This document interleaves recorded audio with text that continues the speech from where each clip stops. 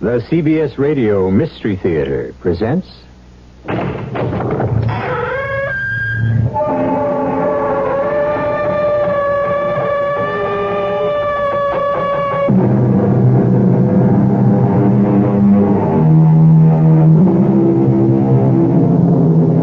in.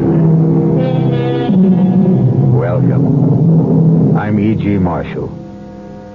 We've all had the experience of meeting someone who bears a remarkable resemblance to someone else.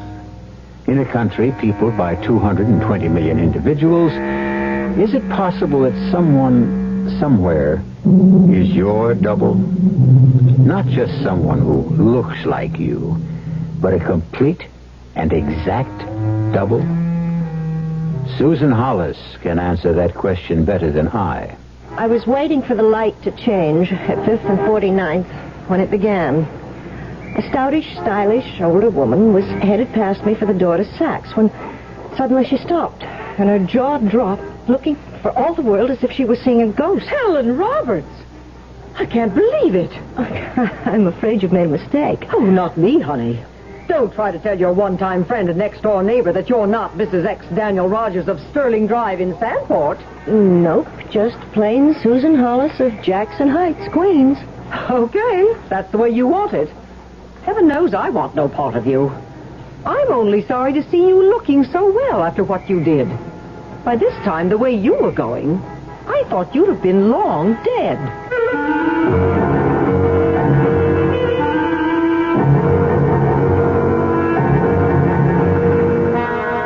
Our mystery drama, Double Exposure, was written especially for the Mystery Theater by Ian Martin and stars Kim Hunter. It is sponsored in part by Anheuser-Busch Incorporated, Brewers of Budweiser, and Buick Motor Division. I'll be back shortly with Act One. You've seen the Budweiser commercials on television, and maybe you've wondered how long people have been putting that famous Bud label on things. Well, not as long as the brewers of Bud have been putting things on the label. Things like a list of Bud's most important ingredients. Quote, brewed by our original process from the choicest hops, rice, and best barley malt. And things like the following statement. This is the famous Budweiser beer. We know of no brand produced by any other brewer which costs so much to brew and age. Our exclusive Beechwood aging produces a taste, a smoothness, and a drinkability you'll find in no other beer at any price. Unquote. Yes, brewing beer right does make a difference. Read the Bud label. Taste the king of beers, and you'll agree, when you say Budweiser, you've said it all. Anheuser-Busch, St. Louis. Remember when you were a kid and how neat it felt to come into a warm and secure home after school or after playing in the rain?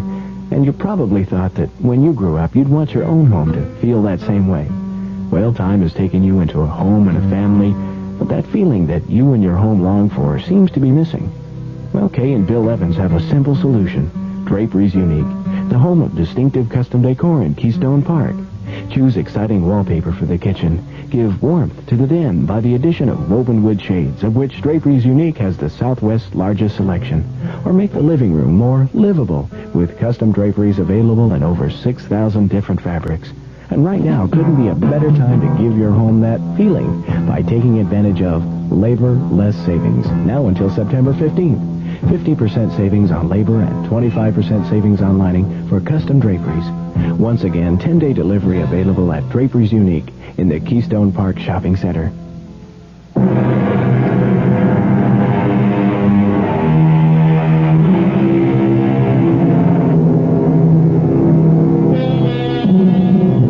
This is a tale of today, a search for a dark and clouded past. A haunting story of chance encounter, if there is such a thing. Or is everything predestined from the moment we come into the world, crying for the warmth and comfort we have left?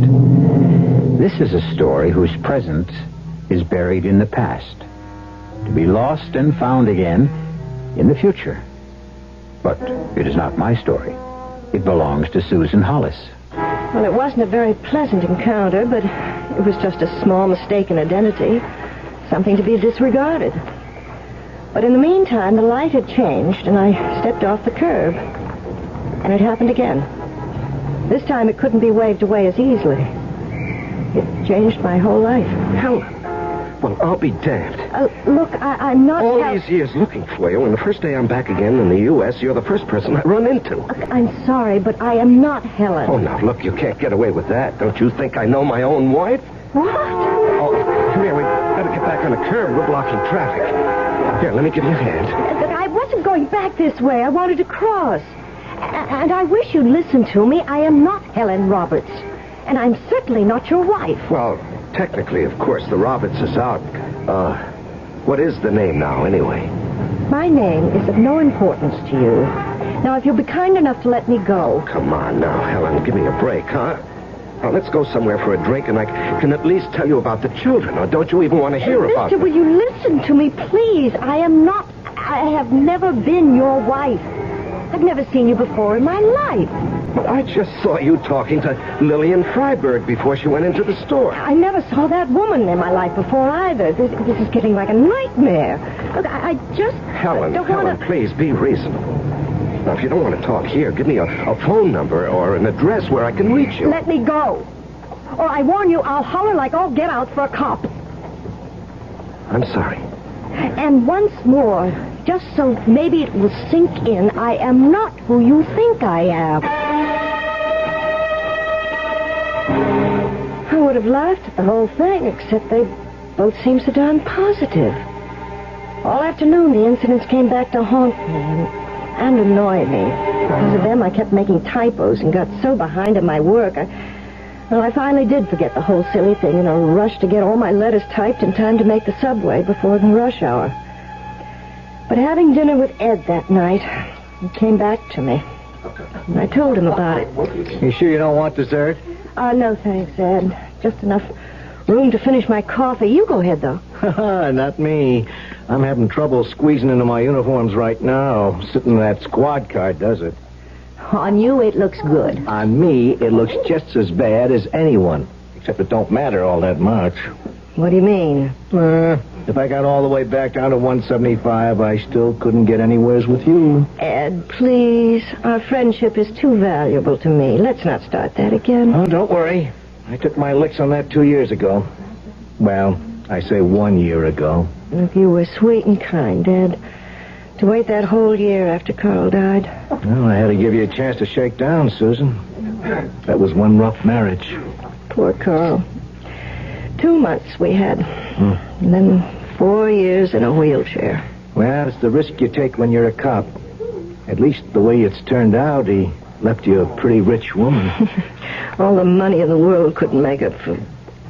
Oh, Ed, for heaven's sake, let's get off this old merry-go-round. Oh, I'm sorry, baby. Guess I started it because I keep reaching for the brass ring. So, yeah, let's change the subject. You still a little shook over what happened this afternoon? You're stupid, I guess, but I am. Honey, you should spend a couple of days at the policing house where we run lineups. You any idea how hard it is to get a solid identification from a witness or a plaintiff? You're talking about someone who's seen the other person once. These two people were a next-door neighbor and a husband. Whoever she is, boy, this woman has got to practically be my twin. It's fascinating. I'd love to see her just once. If I was you, I'd just leave it lay. Why? Well, maybe it's just I'm a cop and I smell things that ain't there. But, you know, you're worth a lot of dough. And you were in the papers. If anyone who could recognize me from that graduation picture would have to be psychic. But, I guess you're right. It's kind of a funny feeling knowing that somewhere around you have a double. But, I'll take your advice and put it out of my mind. Cheers.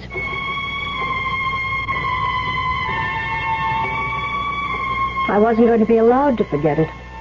Ed drove me home to that sad, ugly bottom floor of the two-family house which had held so many years of unhappiness for me.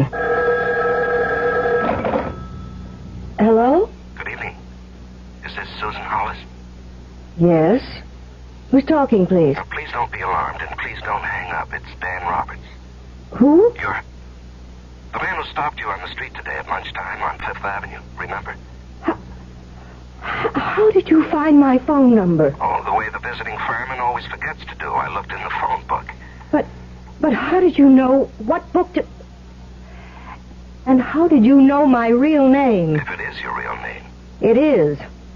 I have a good mind to report you to the police. Why, you must have been following me. Now, please, Miss... or Mrs. Hollis, or whoever you are, I'm a consulting engineer, not a private eye. And how did you know how to find me? Well, I saw you bump into Lillian Freiberg just before I caught up with you. I followed her into the department store, naturally, and asked her if you'd given her the same story as me, and she said yes, that you'd claimed to be a Susan Hollis from Queens. Which now you know I am. So that ends Helen, it. I mean Miss, or is it Mrs. Hollis? I don't think that's any of your business. All right, then, Susan, for want of something more polite, please. I want to see you again. I want to talk to you. Well, I don't. I want you to stop bothering me. It's not for me. It's for two little girls named Kim and Jenny. Don't they mean anything to you? No, of course they don't. Now, damn it, Helen, what kind of a mother... Please, forgive me. I wish I could make you understand, but if you really are who you... Well, you couldn't be. But I've got to see you again, Miss Hollis, or whatever your name is. Look, oh, for heaven's sakes, if it'll make you talk in sentences instead of gibberish, it's Mrs. Hollis. You're married. My husband is dead. I'm sorry. So am I. Now, may we say I goodbye? beg you, I plead with you. There are things I want to say to you, to explain. I can't do it over the phone. Can we meet again? May I meet you for lunch tomorrow at say, the Palm Room at the Park Plaza? You know, you're the most persistent man I've ever met. And I'm really not a prude, but I don't like pickups. I really don't see how you can get in much trouble at the Palm Room, do you? Well, it's a little outside my normal stamping grounds, but... Well, okay. But I'm a working girl, and my lunch hour's limited. Can we make it at 12:30 sharp? The coldness in my voice as I hung up was more than anything to cover the excitement I couldn't help feeling. I'd never been to the Palm Room. Also, I was intrigued. Intrigued by the mystery of the whole thing. Yes, admit it, Susan. Intrigued by his voice and by memory of a very handsome man that unexpectedly I was about to meet again. Well, here's to better reacquaintance. I'll just back to acquaintance. Buy that? With pleasure. Now, I'm afraid I'm going to have to do quite a bit of talking. Well, I'm a good listener. Now, where to begin? Well... Do you have every credit card in that wallet? Well, most. When you travel as much as I do. Oh, here we are. Of course, these photographs were taken 7 years ago, but who would you say that woman is? Well, it isn't me, of course, but it could be. Oh, Lord, it could be. Helen, I suppose. Uh-huh. That's Helen. And these? Oh, how adorable. You, don't recognize them? No. I suppose these are your daughters. Yes. Well, they've changed quite a bit in 6 years, of course. But then, they looked like this. Well, the baby, it's difficult to tell. Well, she wasn't quite a year old, but Jenny... Oh, yes. Even then, quite a little lady. Mm-hmm. 3 years old. The day my wife walked out. Mr. Roberts, if you Now, still... just a moment. Now I will do the talking. A consulting engineer with a large firm has to do a great deal of traveling, particularly in his first years with the firm. Well, in the 5 years we were married, I was well aware of the fact that I was gone to Europe, to the Far East, South America, wherever I was sent for over half the time. Now, it's unfair leaving a young wife and later a mother alone for long periods of time in a suburban area, but, well, that was the nature of my job. And then came that terrible day I came back from Brazil. I was tired. The plane was way overdue, and I came home to an empty house. Empty Except for this. Oh, I really... Read it, please. Dan, I'm getting out just before you get home. I couldn't face it. It's all over. I'm going away and I won't be back.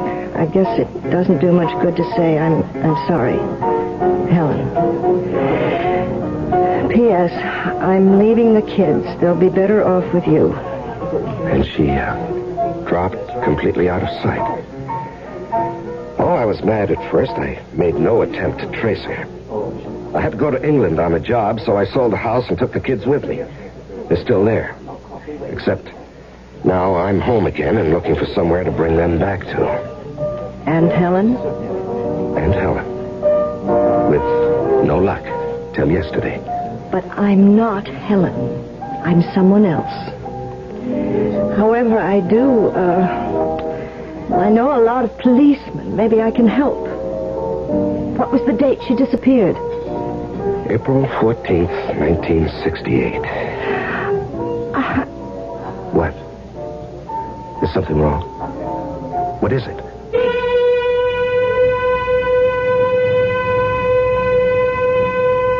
Why would Susan start so at a particular date? There's been no doubt in our minds from the very beginning that she is exactly who she says she is. Is it possible that in some way there is doubt in her? But as I said, this is Susan's story, so we'll let her tell the rest of it when I return shortly with Act Two. Excuse me, sir, but do you know what happens this time of year? Right on, pal. I happen to know that right about now a freak blizzard falls on Dumont, New Jersey, and they're snowed in for the rest of the summer. Happens every year. Nope. You see, what happens this time of year is that you can get a particularly good deal on what is perhaps the most luxurious mid-size car on the market, the mid-size Buick Century Regal. Well, what good's a car when you're hopelessly snowed in? Well, that's a point. Spruce and maple trees give us the violin.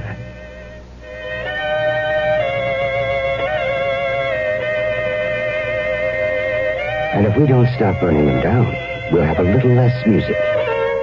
We'll also have a little less lumber, a little less paper, a little less rayon, a little less alcohol, a little less maple syrup, a little less printing ink, a little less turpentine. A public service Charcoal. on behalf of the Forest Service, State Foresters, and the Ad Council. Morning, Mr. Green. Say, haven't seen this big car in a spell. Nowadays, Caleb, we use our small car mostly. You know, this big engine might not be getting the exercise it needs. Exercise? Yup, to get rid of harmful engine deposits.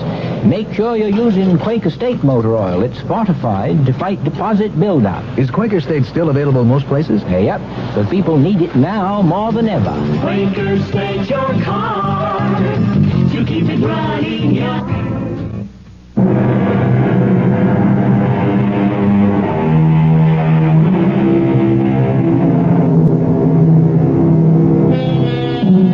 In the beginning, this was a simple case of mistaken identity. The only complication possibly being that both the identifiers seemed so positive, so unconvinced by Susan Hollis' claim that she was not Helen Roberts. Then, just at the moment when the more important of the two people, Dan Roberts, appeared to indicate he had been mistaken, Susan herself, hearing the date that Helen Roberts disappeared, has a strangely guilty reaction. What is it? Something wrong? What is it? Nothing. It's just you're mentioning the 14th. It's a date that happens to be very important in my life, too. That's all. Important how? How long were you married to Helen? 4 years. And you met her in how did you meet her? That's not what you were going to say at first. You haven't answered my question. Okay. I met her in a hospital. Nothing serious. I broke my damn fool leg skiing, and they flew me down from New Hampshire to have it set. What hospital? Physicians? Why? Why all the questions, the interrogation? Look, I don't want to talk about it. As a matter of fact, I think I'll just skip lunch. Now, wait a minute. I brought you here to make a truce. Well, it's having that drink in the middle of the day. I'm not used to Now, it. what you need is some food, and here it comes. I really think I should leave. Will you do me one favor? Finish lunch with me. Food is what you need, and I promise we won't mention Helen or the past. What shall we talk about? Us. Just as if it was our first date, which I hope it is. But what I really mean is, I hope it's not the last.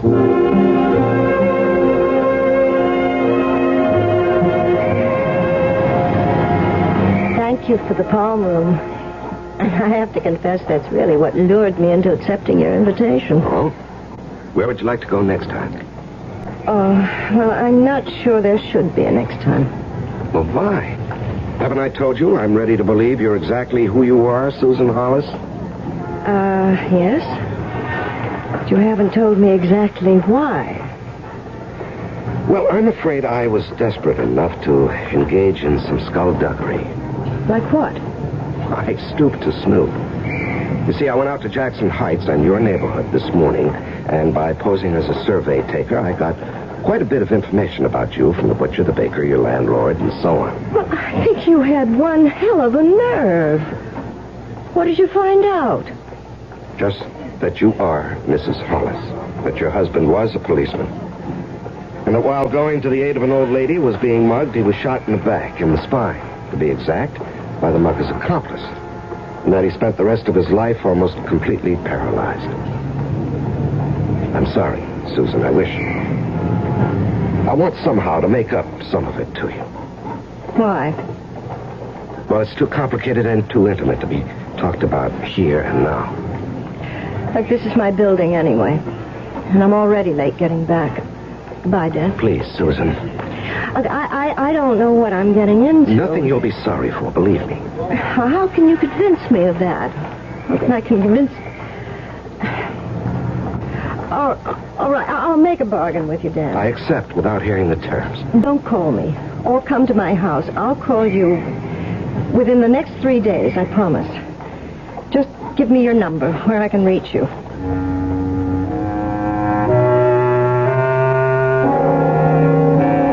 I still think it was a crazy thing to do, Susie. Oh, I should never have called you last night to tell you how he'd gotten my phone number. Well, that's why I trailed you today.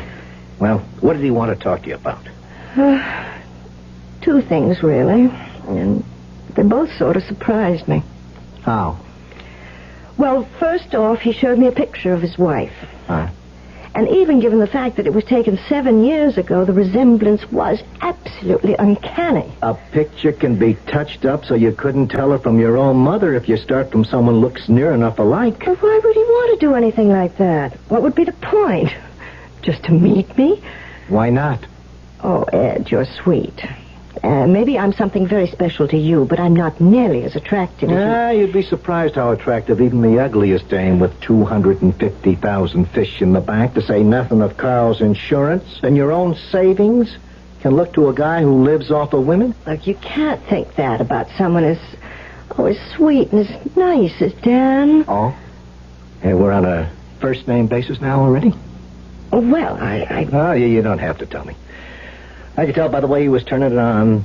He was getting to you. Oh, look, damn it, I don't like being spied on. Well, I'm just trying to watch out for you. Ed, I know, I'm sorry. It's just the way he talked about his wife, even after she'd walked out on him like that.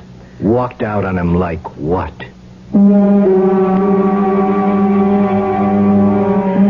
I sat down on the couch with Ed and told him everything that had happened. Everything except one thing, of course. He was a good listener. Finally, there wasn't any more to tell except my own side. And that I wasn't telling anyone, except Dr. Vane. Are you going to see him again? I don't know.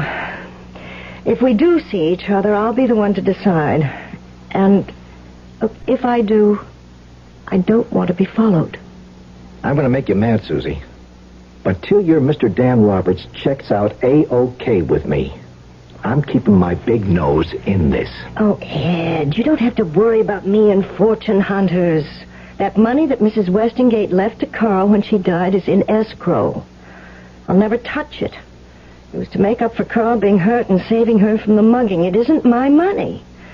It's only being held till the lawyers and I decide on the best charity for it to go to. Your Mr. Roberts doesn't know that. So the next time I see him, if I ever do, somehow I'll try to let him know. You want to see him again, don't you, Susie? Yes. You really go for him in a big way, huh? I didn't say that.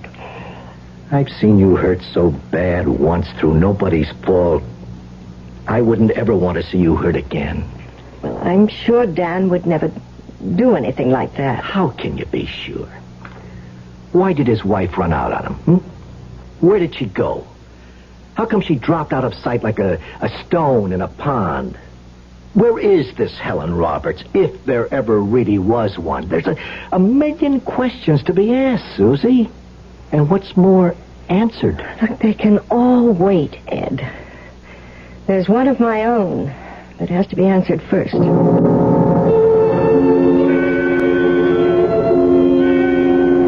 I'd made the appointment the moment I got back from lunch with Dan. Heaven knows I'd have made it for that same day, but Dr. Vane was out of town. It had to be tomorrow. Oh, how I wished it could have been my sweet old Dr. Chandler who treated me for the accident, but that dear, good benefactor was over 9 years dead. His secrets, if there were any, had to lie with Dr. Vane. I do remember you, Miss Ainsley. I'm sorry. Mrs. Hollis now, isn't it? Yes, that's right, Dr. Vane. Even though I was Dr. Chandler's assistant at the time, I don't know if you recall me. Oh, of course I do, vividly. Those were the days when I knew who so few people were, including myself. Terrifying thing, amnesia. Fortunately, yours was very short-lived. Well, I hope it was. I thought it was then. Does that mean you think you've been blanking out recently again? No, I mean, not exactly. What I really want to make sure of is... Is what, Mrs. Hollis? Is whether the results of that whack on the head I got were ever really cleared up. I mean, maybe Dr. Chandler's the only one who really could have told me. I don't know if you have the facts to answer me. I just pray to God you have. Well, we keep a record on all patients. Yours may take a little while to dig back to. Excuse me a moment. Nurse, will you look up for me in the inactive file a patient of Dr. Chandler's, Miss Ainsley. That's Ainsley, first name Susan. Now, while we're waiting, why don't you tell me what's worrying you? I'll have to begin at the beginning. I was 17 in 1964, fresh out of high school, and fresh out of Nebraska, arriving in the city, the big one, the only one where every dream comes true. Some of this only came back later, you understand, but I'm trying to tell it in one straight line, or maybe I'll get you lost, too. I understand. Tell it any way you want to. Well, my mother died when I was 15, and I'd been sort of keeping house for Pop. Just the two of us. Then he died, just after my graduation, and that was the end of my family. By the time I settled up everything and buried him, there was less than $1,000. I had to get away. So I paid my bus fare, kept $20 or $30 in my handbag, and stuffed the rest in my bra. That, with 2 big suitcases, were all I had. I could hardly lift them. New York, when I got there, was freezing cold, and there was black ice on the streets. Coming out of the bus terminal, I slipped and fell. Hit my head. When I came to, I was in Bellevue Hospital. A lucky thing you had those suitcases. I can recall Dr. Chandler telling me about you and saying if they hadn't broken your fall, you'd probably have broken your neck or ended up with a really serious skull fracture. Oh, not to know where I was, where I came from, my name, nothing. Somebody had stolen my pocketbook with every piece of identification I had. I don't think I'd have ever remembered anything Dr. Chandler hadn't tracked things down for me. But he did. Not only that, he got me the job and training here at Physicians Hospital as a nurse's aide. And when he died, he left me enough money to go through secretarial school. In every way, he gave me a chance at life. Yes. Amnesia is a frightening condition, but it didn't take you long to get your name back. Well, it was 2 months. I know that Dr. Chandler gave me an identity and a name. But was it the right one? What? Was he just so sorry for me that he made up a name and a background and got people to call me from Lincoln and to write letters just so I could be called somebody named Susan Ainsley? But that's who you are. It's who I thought I was 2 days ago. Now I'm not so sure. I'm here today to find out if it's possible that I might be someone else. Someone called Helen Roberts.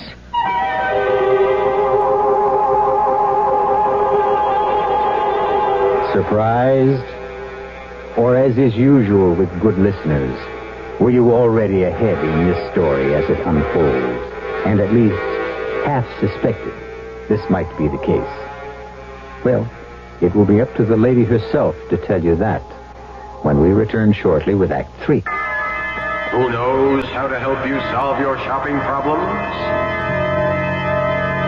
Your Better Business Bureau knows. I saw this perfectly darling mirror in the showroom, so I bought it. But when the truck came, they delivered this thing I never saw before. Now what am I going to do? Tell you what to do, madam. But who are you? I'm the man from the Better Business Bureau. Now, the first thing to do is to call the store manager and tell him what happened. But in the future, when your merchandise is delivered, you should examine the item before the delivery truck leaves. And if it's to be delivered from a warehouse, have a clear understanding with the dealer that unless it is the same as the sample shown to you, you will not accept it or pay for it. Oh, thank you. Just part of my job, madam, to help people with their shopping problems. On the corner, churches, kitchens, making golden fried chicken. Right before your eyes, always crisp, deep fried. The way chicken should be fried. Golden crisp flavor, fresh in every bite. Drop by churches, fried chicken kitchen. The golden taste of churches comes ringing through. Chicken was made to be deep fried, so crispy it crunches when you bite into it. Well, that's what Church's does. Deep fries your chicken right before your eyes till it's golden brown and golden crispy crunchy on the outside, moist and tender on the inside. Makes your mouth water just thinking about it. So what are you waiting for? Drop by Church's on your way home and pick up a box of the Crispy Lovers chicken. Your family will love you, and so will we. Drop by Church's, fried chicken kitchen. The golden taste of Church's comes ringing through. The golden taste of Church's.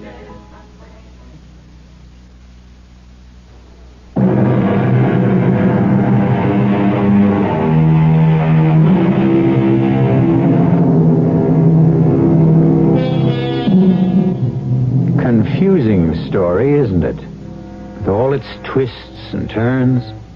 But then, that's the fault of the young lady who's telling it. Because if anything has ever exposed you in your life to sheer and sustained panic, even the threat of its returning is enough to make the strongest understand the ostrich and feel like hiding your head in the sand. Susan, or Helen, or whichever she is, seems made of stouter stuff. I went on naturally to explain about Dan and who Helen Roberts was, while the nurse came with the folder. Dr. Vane listened without interruption. When I finished, he sat back. All right, Susan. Well, that's who you are. Now it's my turn. Amnesia is not a disease. It's a symptom, a byproduct of physical or psychological shock. In your case, a good solid bang on the noggin. Now, what on earth would make you think you might be getting it again? Just because you and Helen Roberts worked as nurses' aides at physicians about the same time? No, not so much that. I should hope not. Because you were in children's ward, and she must have been in orthopedics. And you know the buildings are 5 or 6 blocks apart in this huge complex. It wasn't that so much. It was the date. The date? April 14th, 1968, the day Helen left Dan. That was the day I met Carl. Your husband? Yes. Well, I sense you're still uncertain about your identity. There are plenty of other ways to clear up, you know. I know. I just wanted to take the shortest cut. This man you met, this Dan Roberts, he rather swept you off your feet, didn't he? Yeah, I'm afraid he did. Then if you won't trust me, see your gynecologist. What? You and Carl never had any children, did you? I never had a child. Then how could you possibly be Helen Roberts, who had 2? I was out of all the dark caves and the twisting caverns and into the sunlight. And the first thing I did when I got home was ring Dan.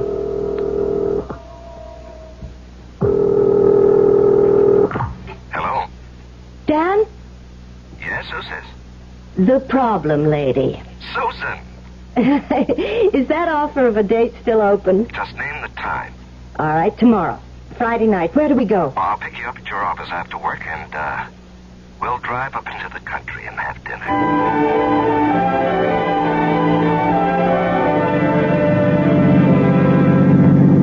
It was a heavenly evening, Dan. I haven't danced in years. I was so clumsy. Oh, that was me. I haven't danced in even longer, but it was good. I'll take every bunion and blister happily and come right back for more. Oh, you couldn't have stepped on my feet. I was floating. What are we stopping for? We're home. That is, you're home. Oh, shucks. Well, I'd invite you in for a nightcap, but I haven't anything. Madam, you have everything in the world. But I tell you what I'll do. I'll make a bargain. I know you're tired. I'll let you go right to bed if you promise me tomorrow. All right. What time? All the time. I meant all the tomorrows. Saturday, Sunday, Monday, Tuesday, etc., ad infinitum. I love you. I love you, and I want us together. Oh, Dan. Kiss me. Oh, Dan. Oh, Helen. Helen. Helen, you mean after all my long explanations this evening, you still think I'm Helen? No, wait a minute. That just slipped out. I don't know what I think. It's just that you look so like... No, Dan, no. That tears it. Don't you see it wouldn't ever work for us? No matter who you accept me as, you'd always be seeing Helen in me. And I won't. I can't be a substitute wife and lover. Goodbye. Helen, I mean, Susan, wait. Okay, buddy, just stay in the car. Now, get out of my way. Who do you think you are? There's the shield, Mr. Detective Sergeant Benton, New York Police. You heard the lady. Goodbye. Final. Now get in the car and drive.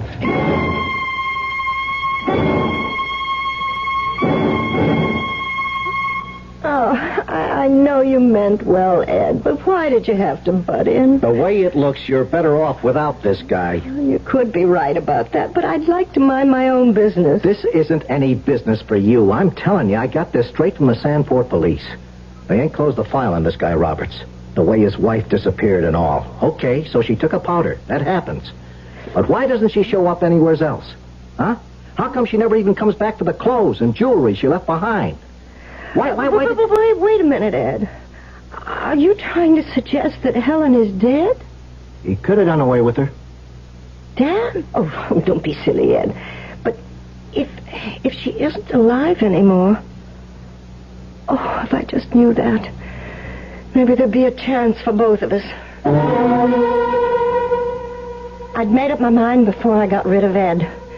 The picture of Mrs. Freiberg was suddenly fresh in my mind, looking at me as though she'd seen a ghost. And I knew I had to talk to her. I took the 9 o'clock train to Sandport the next morning, looked her up in the book, and took a taxi to her house. It's the craziest, mixed-up thing I ever listened to. But I believe you, Susan Hollis. Well, with a birth certificate, driver's license, Social Security Oh, card... forget those, honey. They could be faked. I'll tell you why I believe you. I thought about it that day after I bumped into you this week. You couldn't have been Helen. Not in a million bunch of Sundays. Not the way you look. But I've seen a picture of her. We're practically double. You saw a picture of her the way she was before she ran out on Dan. But the way she was the last time I saw her. Nobody could come back from that to looking like you. When was the last time you saw her? Where? Oh, year and a half ago, 2 years ago. I went with some friends to an off-Broadway theater. There was a block right around the corner that's Frosty Row. You know, the men come down and pick them up by car or taxi. Helen was one of them. Oh, what a mess she was. She pretended not to know me. Said her name was Crystal White. I remember that name because it was such a stupid alias. And, oh, my dear, the way she looked. She was on drugs. I could tell. Oh, why did she run away from Dan, Mrs. Freiberg? Oh, the bored, the jaded suburban wife. Oh, this kind of routine was never for someone like Helen. You could have pushed a meat skewer through her ears and hit nothing. Nothing in her head but bells. And Dan married someone like that? I'll give Helen her due. She tried. Even the kids. But she just couldn't cut it. Dan being away so much didn't help. She started in with marijuana. I could smell it sometimes when I went over there. Then when Dan came home, I suppose she graduated to the hard stuff. Easier to cover up. Oh, and that damned Ernie. Ernie? Oh, he used to drive the delivery truck for High Hill Markets. Everybody takes from them around here. He was a pest. Tried to make all the housewives, and with that set of muscles and that wavy hair, I'll bet his score wasn't bad. I'm sure he was also peddling drugs. I know he was Helen's supply. Just as I know it was him she took off with that day. Oh, that poor, silly jerk. Does Dan know about this? Are you kidding? Everybody in this town loved Dan Roberts. Anybody who knew the truth about Helen, and there weren't many that did. They knew they'd get plenty from me if they let it out. You'd be surprised the goods that Lillian Freiberg has on folks in this town. I deal in real estate. But just to let Dan think she'd walked out on him and the children... The best thing that ever happened to him. And the best way to leave it. Well,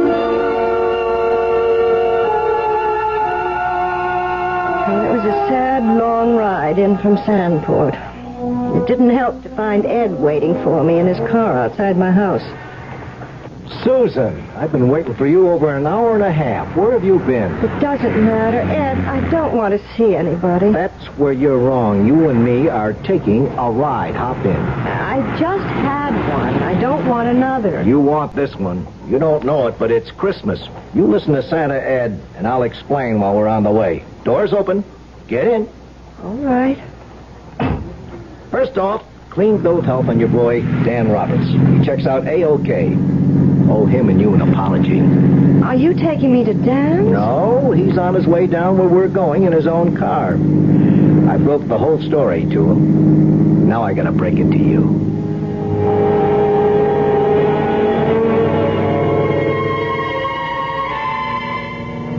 I could have saved myself the trip to Sandport. Ed and his boys, with the help of the Sandport police, had checked out that whole story.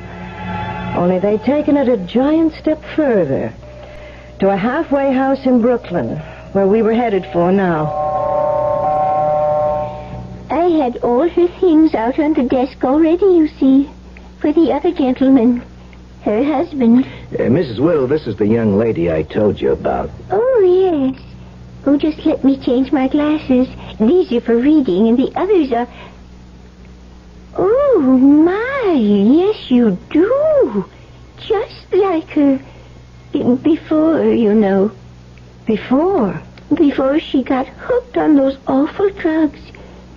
They come here only at the end, really. Oh, I can't get over it. The sergeant only showed me your picture, and you didn't look like more than, well, sisters.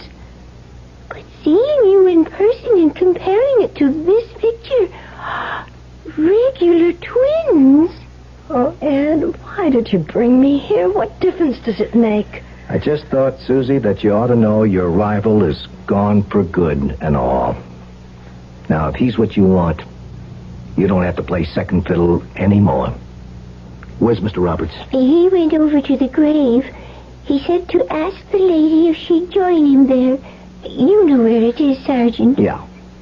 I'll show her where.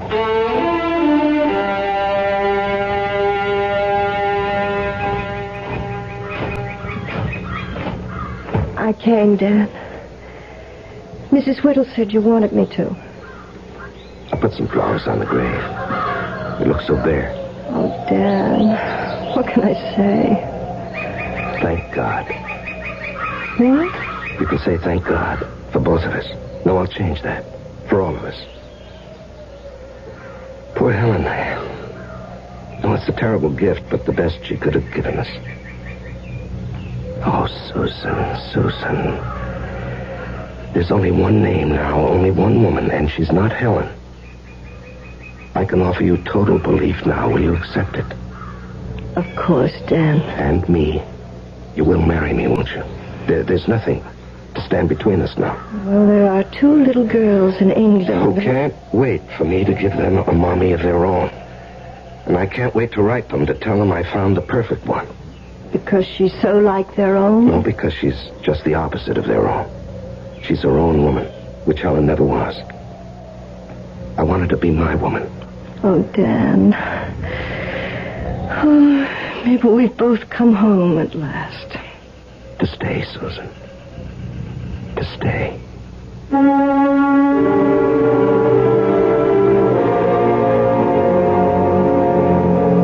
A little like having been in a maze, isn't it? Twisting and turning, running into dead ends, the feeling of frustration, and a lurking, haunting feeling that maybe there is no way out, especially if the labyrinth is dark enough, as it was for Susan. And Dan, for them, for all of us, when we do find the way out at last, how much brighter the day is. I'll be back shortly. Pardon me, miss. Uh-huh. Can you tell me what happens this time of year? Rhubarb reaches its peak. Nope. Muskmelon reaches its peak? No. Oh, does it in any way involve something reaching its peak? No, not really. Oh. What happens this time of year is that you can get a really outstanding deal on Buick's small but surprisingly elegant Apollo. And with what's happening to prices, you may never have a better chance to buy a Buick, huh? Hey, I know what happens. Yeah? The buzzards come back to Hinckley Ridge, Ohio. Oh. Uh-huh. I hadn't thought of that. Once upon a time, there came to pass a new law, and great changes came over the people. They were happy and busied themselves at work they enjoyed. They were kind to the earth, and it gave back to them. No one had to lock doors or put fences around their land. Everyone had enough to eat. The sick and the aged were cared for. The people stood proud and tall. In the land of make-believe, there were no poor. The Campaign for Human Development is working to make the same thing happen in our real world. Campaign for Human Development, United States Catholic Conference.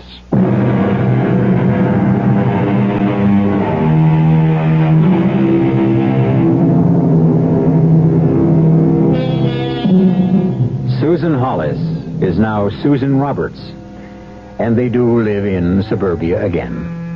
As a matter of fact, Lillian Freiberg found them the house at a steal. Living in the city would have been very expensive anyway, because there are 3 children now. Susan brought him something even more than a new marriage and a new life. A brand new son. Our cast included Kim Hunter, Larry Haines, Joan Shea, and Sam Gray. The entire production was under the direction of Himan Brown. Radio Mystery Theater was sponsored in part by Buick Motor Division and Anheuser-Busch Incorporated, Brewers of Budweiser. This is E.G. Marshall inviting you to return to our Mystery Theater for another adventure in the macabre. Until next time, pleasant dreams.